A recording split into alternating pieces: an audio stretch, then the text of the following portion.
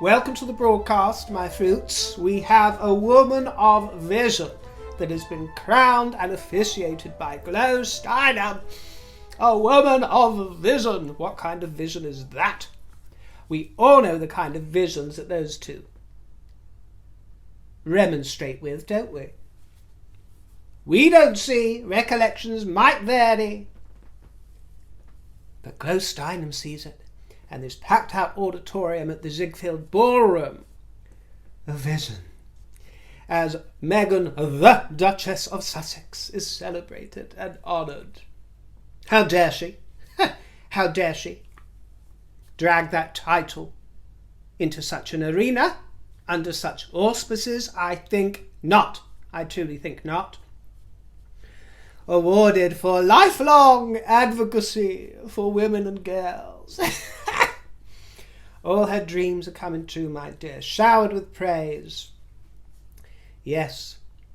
Well, actually, the whole affair put me in mind of an episode of Archetypes, did it not you?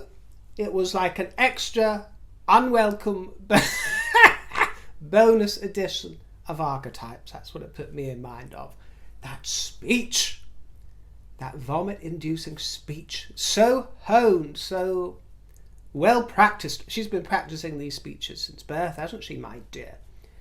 Yes, when she was back at the Immaculate Fart, she would parade around in her crowns and tiaras and make her homecoming speeches. So it's honed to a T, and it's the same story over and over again. I've got to laugh because it's amusing. It's actually funny. She emerges to the sounds of Alicia Keys. That girl is on fire! On fire! The world of drag laughs at this ballroom entrance. That thing's on fire? I don't think so, my dear. She's got no camp appeal, that woman. That's the trouble. To be fair, Catherine hasn't got much camp appeal either. And I'm not saying that's necessary for every woman, but it does help endear the likes of me to a woman to have a bit of camp appeal. She has none, but that is because she has no sense of humour. No discernible one and no good one. But the joke is on her, my dear. But the voice switches on, doesn't it? It switches on as soon as she takes it. Daddy, daddy, daddy, where's my lighting? Where's my lighting? You know how to shine the spotlight right on your girl. On your girl if I just pull on the heartstrings. Oh, daddy, daddy. Let me find my light. Let me find my light. For the Harkle show. Oh, there it is. Oh, yeah, you've got my best side. My scales are shimmering in the light. My mermaid tail. Oh, it's Ariel. Ariel has come to reclaim her voice, her forgotten voice. She is the mute siren of the ocean. I must find my voice. Oh, and I've found it through you, Steinem, my lover. Oh dear. The voice switches on, and it's immediately as if she is addressing either kindergarten or senior care. Have you noticed that? She's one of those when she talks to you. She is addressing either children or those in their second childhood. No mature adults. This was the trouble at Kensington Palace, Buckingham Palace, Clarence House, take your pick, my dear, St. James's, everywhere. This was the trouble. She is used to dealing with infants or the infantile, not sophisticates. Philistines. The Philistine is what she's used to, my dear, not either the sophisticated or the savvy or the truly intellectual. And that is where she was out of her depth. She was swimming away, wagging that mermaid tail, but the scales weren't transforming. It was just those legs. Those rudderless legs flapping away in the waves, getting lost. And perhaps that might have been frightening, but that is when it is Harry's duty to have chaperoned the gal. And that is why I blame him more for the situation we find ourselves in. She was this lone mermaid strewn ashore, through her own calculations and ambition, don't get me wrong, but he opened the floodgates and the reservoir, and she slipped through the canal and into the moats of the palace. That's where everything went wrong, so that's why they're doubly to blame. But she addresses them all under that incorrect moniker of the Duchess of Sussex. No, you are Meghan, Duchess of Sussex, to our chagrin. Or the Duchess of Sussex. Make up your mind. But she drinks her own Kool-Aid, doesn't she? You can hear it, glug, glug, glug, glug, glug, going down. She is slurping and sipping that Kool-Aid as if it is midnight at the Oasis, my dear, and that is what's bubbling up from the earth. Have some of my ragleade. We bear witness to standing in elegance. I beg your pardon. To standing in elegance and the power of your strength. Word salad, as usual, like another Archetypes broadcast. Word salad served up for munching. Are you not all genned up on the quotes from your fashion forebearers, my dear? Elegance is refusal. Elegance is refusal. That's why I refuse to like you. But elegance is refusal, and it would have been extremely elegant if you had refused such an award, because it is neither deserved nor warranted. So if you must insist on saying no and standing in the power of no, start saying no to these ridiculous gatherings of plebeians that are worshipping and deifying at the throne of faux royalty. Because if you were still Rachel Zane, we all know that they wouldn't be queuing up at the Oscars, they wouldn't be queuing up at the Grammys, the Emmys, the Tonys for a glimpse of Markle, they wouldn't be queuing up at the Steinums. What is this award ceremony? I can't even remember this dumb award that they've invented and pulled out. The Gracies, the Disgracies, whatever it is, the Raspberries, the Razzies.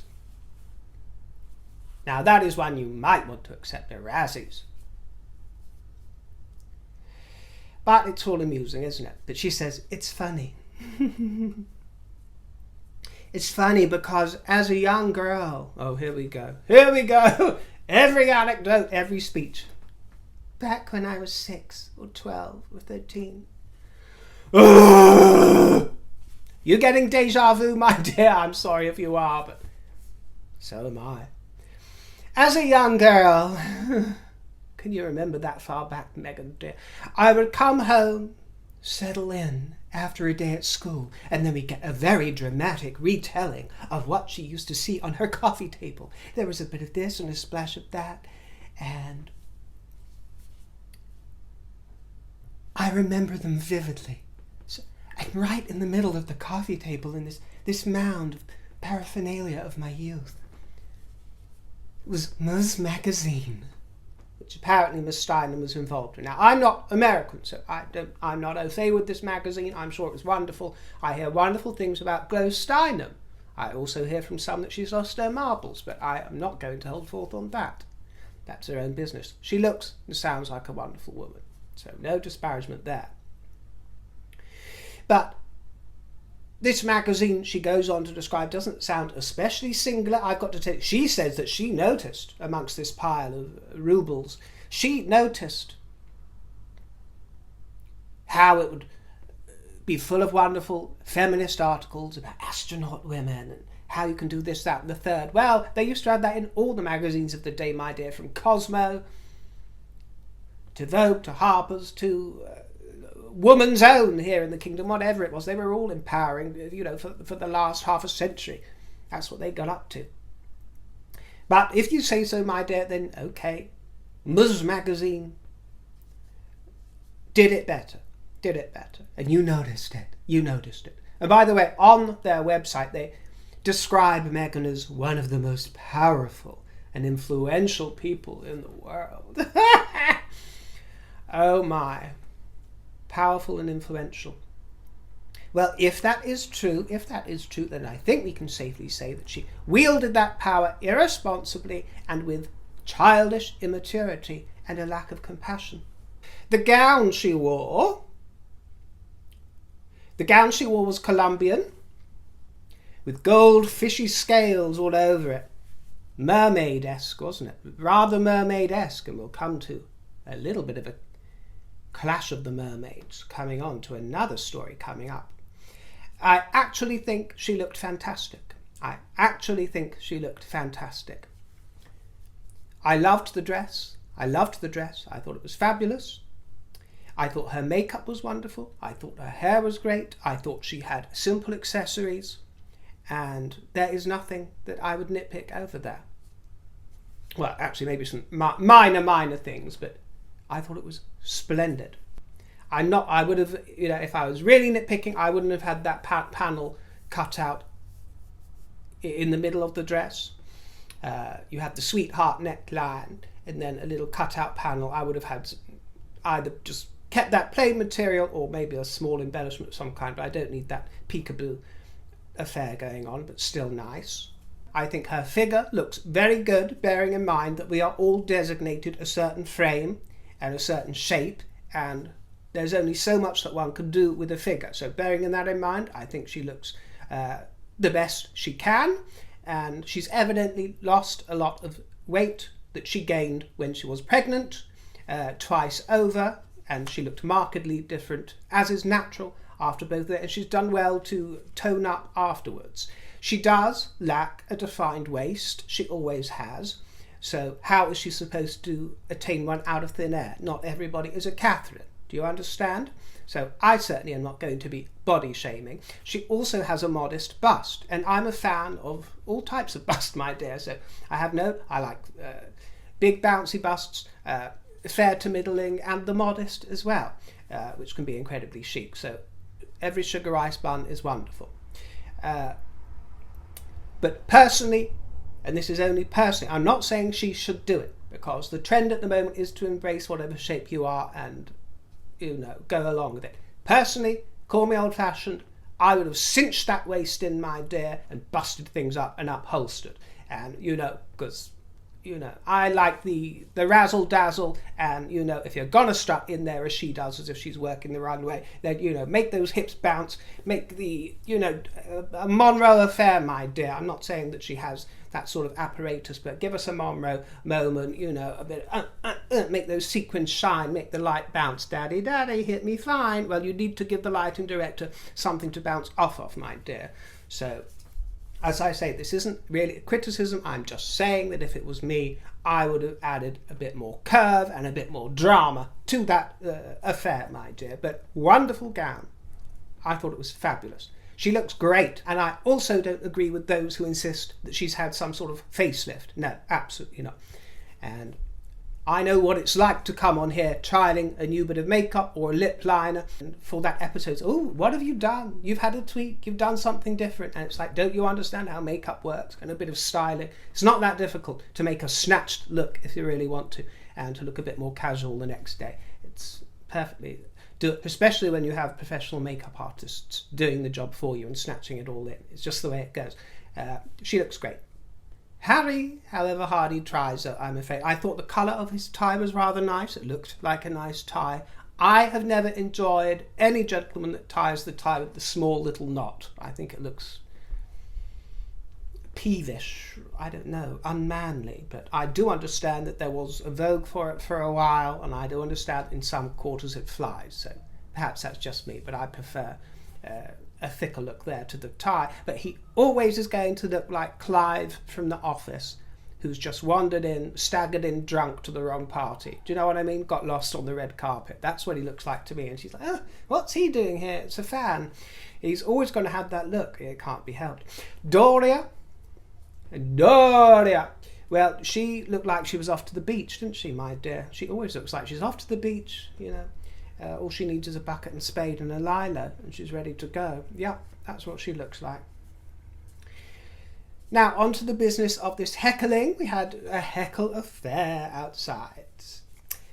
Meghan, how do you feel about being part of two broken families, was the heckle. I'm sure it delighted some, but I can only be honest, I am not delighted or comfortable with the context of that heckle. For my money, it's creepy. It's creepy to go around heckling like that, especially at this individual. I couldn't tell from the voice if it was male or female, so I'm not sure. I'm not sure if it was a plant or if it was a disgruntled celebrity fanatic. But I thought it was creepy, especially if they just showed up for that purpose to heckle. If it was a passerby, that could be different. If they just arranged to show up there and shout that out, for my money, that is creepy, and it is an unhealthy sign of fixation.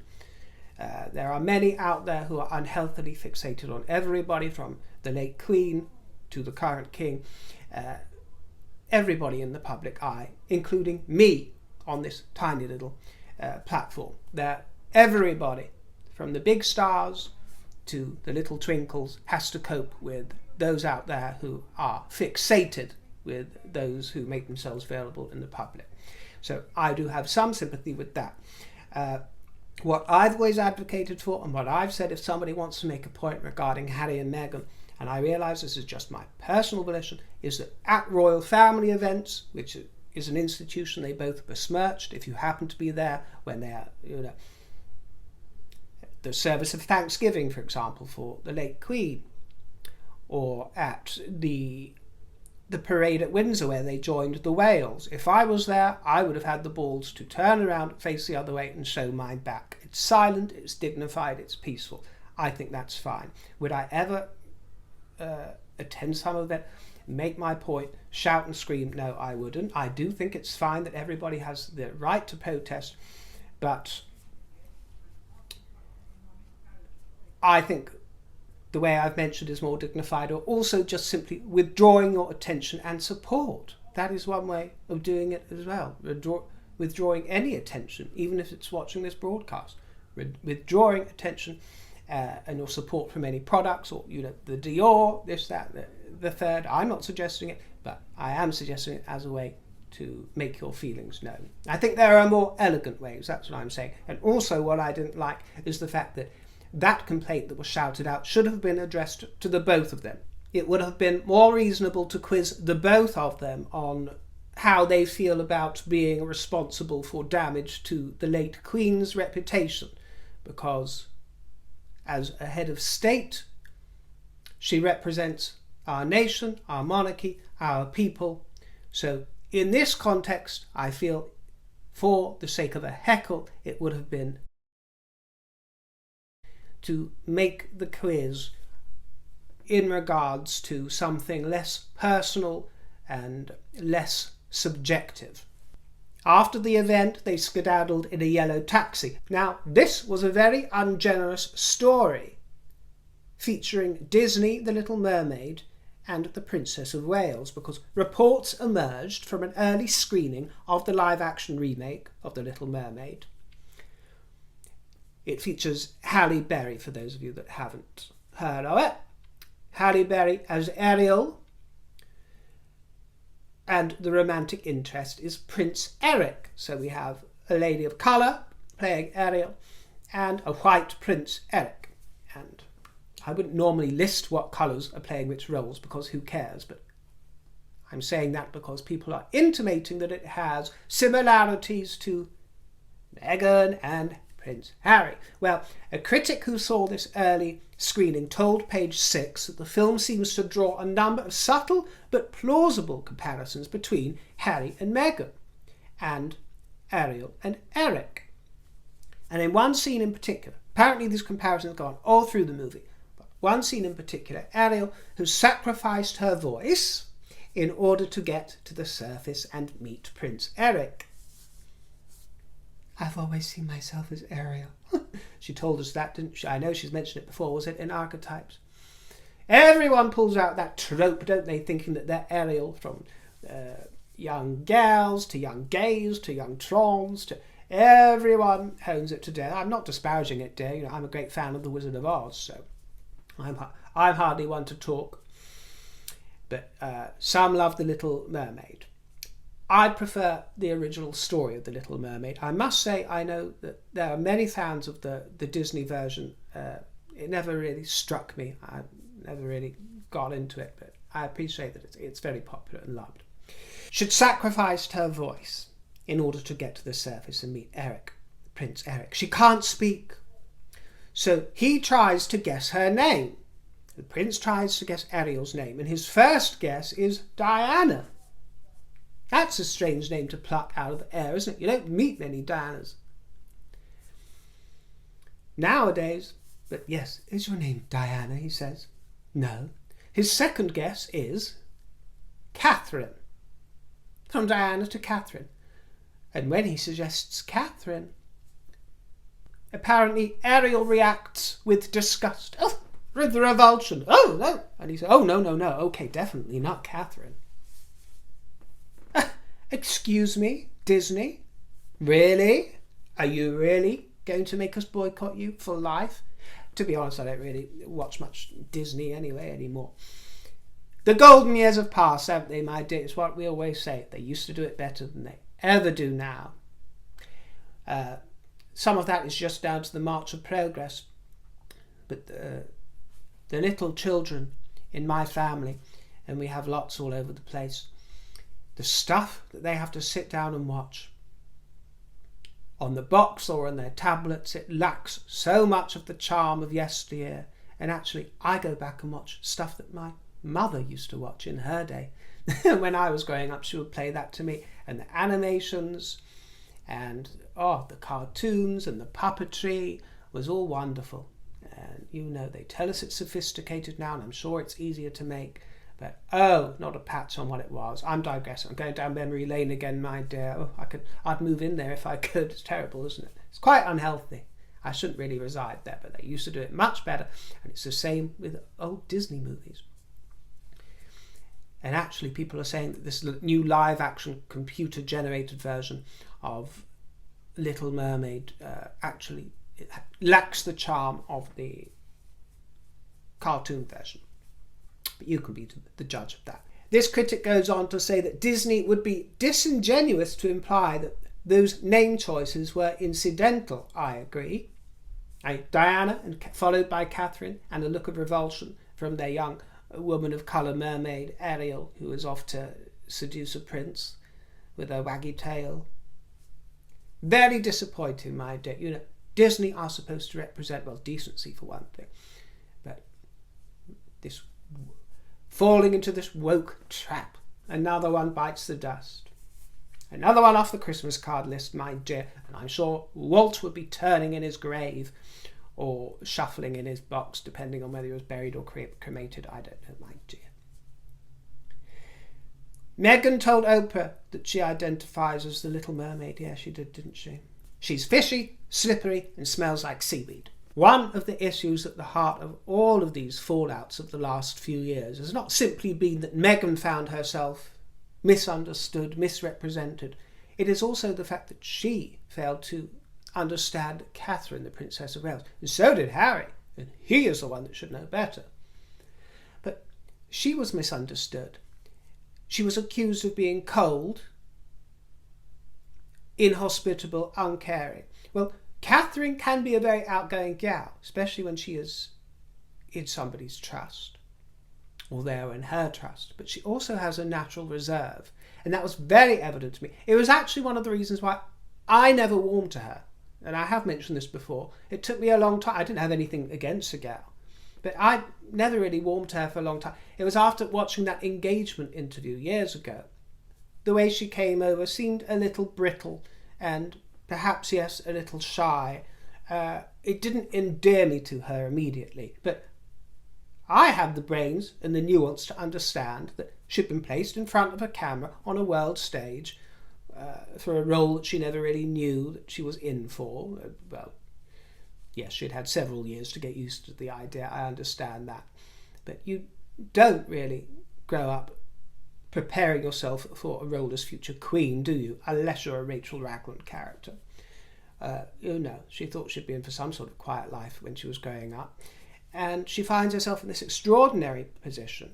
And so I had the savvy to understand that we were seeing someone who was in a new position, and we were going to have to watch her bloom and grow with time. And that is exactly what she's done. And her natural reticence she has worked against.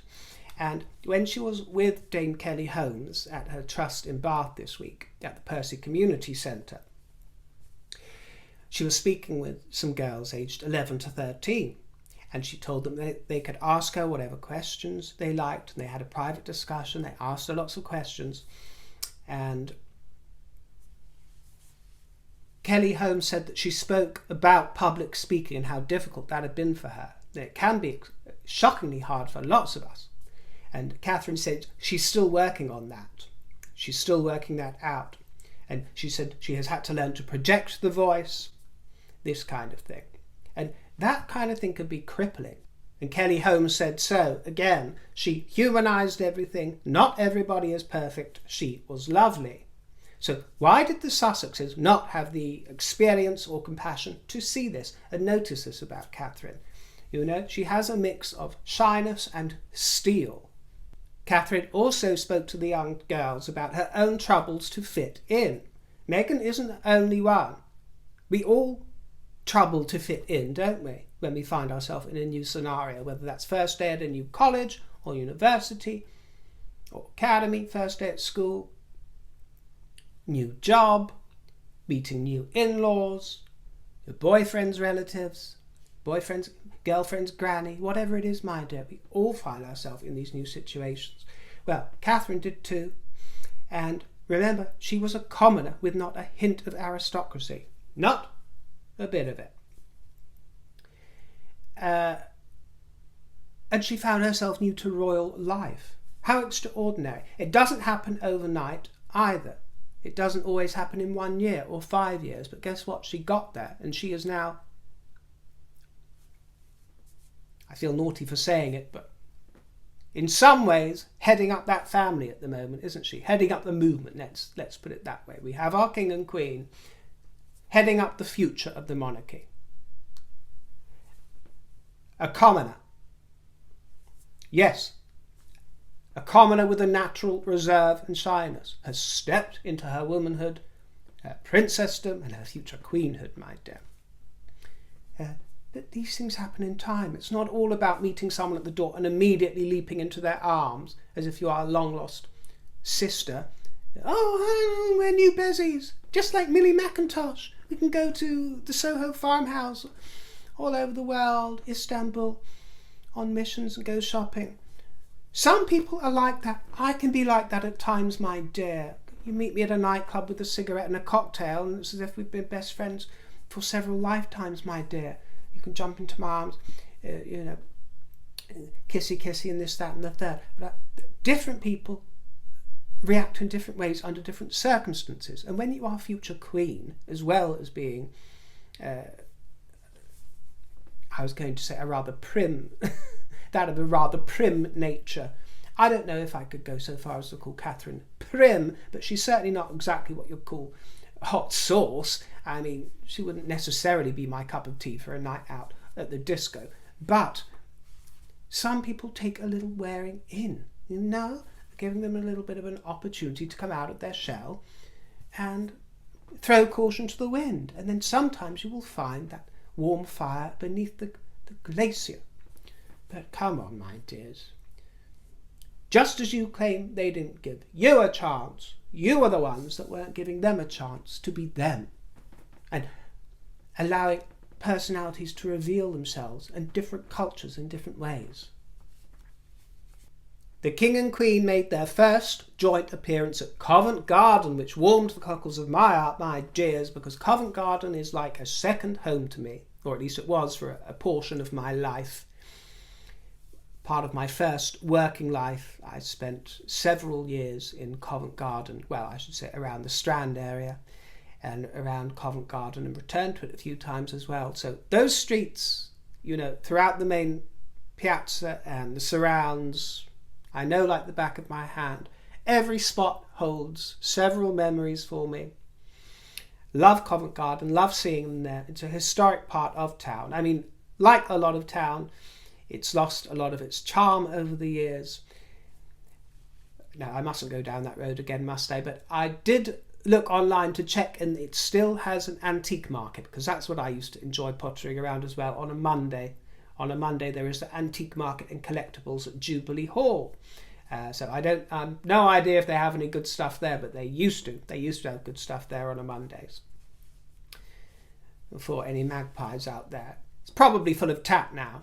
You know, like Camden. I mean, they ripped the heart and soul out of Camden Town. Those stables markets there, the best sort of Aladdin's cave in the world, my dear. An underground labyrinth. Wonderful. Now, luxury flats, this kind of thing. In a few years, devastating. And outside they just sell, you know, bongs and cheap t-shirts with Kate Moss over them, this kind of thing. Heartbreaking. All the charm goes. I digress. But the king and queen were wonderful. The king was wearing a navy suit. The queen was also in blue. A blue coat was lovely. Pearl earrings and a chiffon scarf. And they nibbled chocolate strawberries. Delicious, yes. And they met with business owners, market traders, arts organisation representatives and the community. And that's the one thing that I also love about Covent Garden. It's got a thriving community. Some of it bohemian, some of it literature based, but other just, you know, peasants and commoners. And there are various flats in social housing surrounding Covent Garden, mixed in with some of the more flashy townhouses and this kind of thing. So that's what I rather like it, the mix of it. They visited St Paul's Church, which is also known as the Actors' Church. It has a thriving community theatre group there. It was its 390th anniversary. And Camilla especially attended the Drama for Healing group. She took a special interest in that because it works with women who have experienced domestic abuse. And as you know, she has a particular interest and works in the field of domestic violence, helping out there. But the crowds were wonderful. The children went wild, squealing away. Some of them were the little things. They absolutely adore our beloved queen. They really do. Vivat Camilla, yes. And it was a lovely sunny day. Do you see? What a nice, just fresh splash of sunshine. Helps the day along, doesn't it? If only we'd had that for the coronation, but it is what it is. The Duchess of Edinburgh hosted the Not Forgotten Association garden party at Buckingham Palace. The charity brought together over 2,000 beneficiaries from all services, and it provides entertainment, leisure and recreation for ex-servicemen and women with disabilities or illness, and serving personnel who are wounded, injured or sick. And this was established in 1920, so it's been going a long time, and it was established to provide comfort, cheer and entertainment. How nice. After the Great War. And the first patron was actually Princess Mary, followed by the Duchess of Kent and finally the Princess Royal. So it's had lots of royal patronage. It's a wonderful thing with tea, cake and lots of garden exploration for the ex-service people who we hold very special in our thoughts. We are indebted to them. And the Duchess wore grey by Susanna. She loves Susanna, doesn't she? Always. We've seen her in this number before, but it is especially nice. And she hosted it more or less alone, really, for these 2000s. And she did it with aplomb, she did it beautifully, and behaved with true grace and elegance, and got on with royal business without complaint, with a cheerful sunny smile no matter what the weather, and actually finding her own life enriched by the exertion. Do you see the wonderful people that she gets to mingle with? Oh, probably just old boring white people, despite the fact that many of them laid down their lives for our future. And what a pitiful future the world is looking at now. And they must think, why on earth did I put my life on the line for the mess that's coming through now? I digress. But you get my drift. Anyway, true dignity and true royalty will continue to flourish, and we will enjoy watching it grow, won't we, my dear? While the weeds will perish. Thank you for your company. Have a royal afternoon, and if you'd like to treat me to a coffee or a cupcake, my tip jar Privy Purse is in the description box, and I thank you most sincerely. See you next time, my dears, and toodle pip.